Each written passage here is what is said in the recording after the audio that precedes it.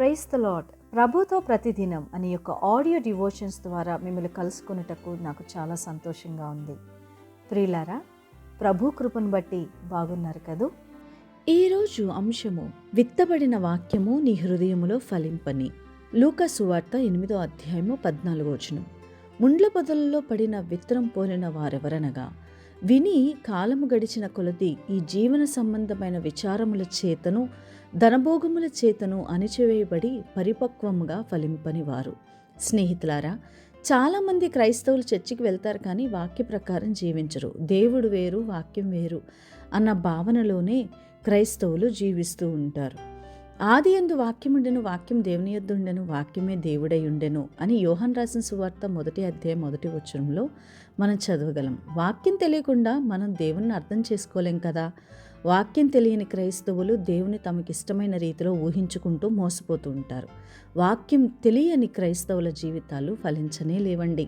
విత్తబడిన వాక్యమును అంగీకరించినప్పటికీ శ్రమలు వచ్చినప్పుడు వారి హృదయములో వాక్యము నాటబడి ఉండనందున వారి మీద వాక్య ప్రభావం ఏమీ ఉండదు.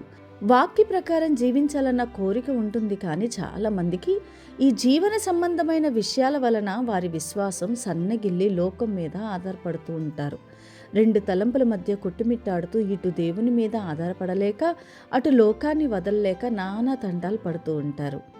శరీరాశ, నేత్రాశ, జీవపు డంబమనే ముళ్ళ పొందలు వారి హృదయం నిండా మొలిచి ఉండటం వలన విత్తబడిన వాక్యము ఫలించినప్పటికీ దేనికి పనికి రాకుండా పోతుంది. దేవుని హృదయపూర్వకంగా నమ్మకపోతే మన జీవితాలలో వాక్యము ఫలించదండి. ఈ లోకానుసారమైన జీవితం జీవించేవారు దేవుణ్ణి హృదయపూర్వకంగా నమ్మలేరు. మత్తయి సువార్త 26:41 వ్రాయబడిన ప్రకారం ఆత్మసిద్ధమే కానీ శరీరం బలహీనం అన్నట్లు బలహీనమైన ఈ శరీరాన్ని వాక్యం ద్వారా మనం బలపరుచుకోవాలండి. ఈ జీవన సంబంధమైన విచారాలు, ధనమోసము మనల్ని దేవుని మీద ఆధారపడకుండా చేస్తుంటాయి కదా. కాబట్టి వాటికి దూరంగా ఉన్నప్పుడే విత్తబడిన వాక్యం మనలో ఫలిస్తూ ఉంటుంది.